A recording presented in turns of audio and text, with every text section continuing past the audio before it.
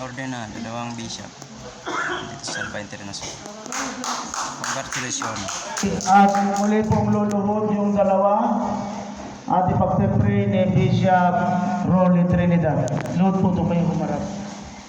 At ating mga Bishop, mga auntie, let's pray. Heavenly Father, in the name of Jesus Christ of Nazareth, we declare, God, in Luke chapter 10 verse 2, sinabi mo po, Ama, na marami nang aanihin, ngunit kapanti mag-aani, manalangin kami sa may-aanihan upang pumani, Panginoon.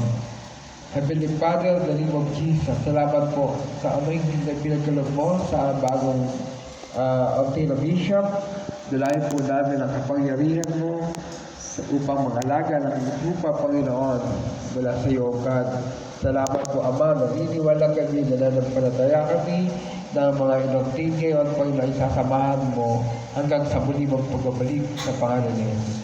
Salamat po, Ama, sa Ordaining Council, in the name of Jesus. Hallelujah. Patuloy na gamitin mo na maraming pang ma-obtain, O God, na yung tinawag at pinili sa pangalan ni Jesus. Salamat po, Ama, sa ating katagumpayan na gawain ito sa pangalan ni Jesus. Ladanak na Diyos magsabi ng Amen. Amen. Praise the Lord. our newly installed Bishop, Reverend Bishop Arbilino Situbig, and Reverend Bishop Paul Utoni Pamorcan, pakitaas niyo mga kamay niyo. Let's give them a round of applause. The ceremony is over.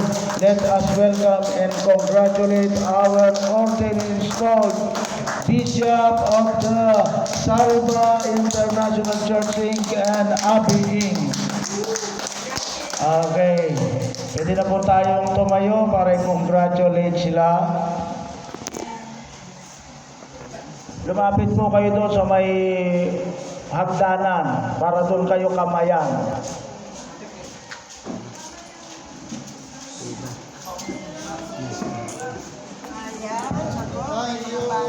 Okay.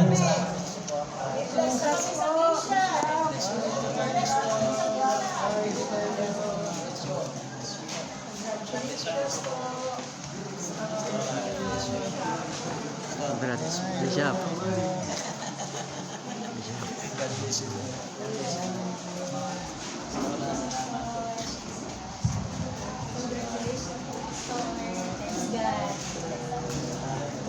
Saan si pastor niyo?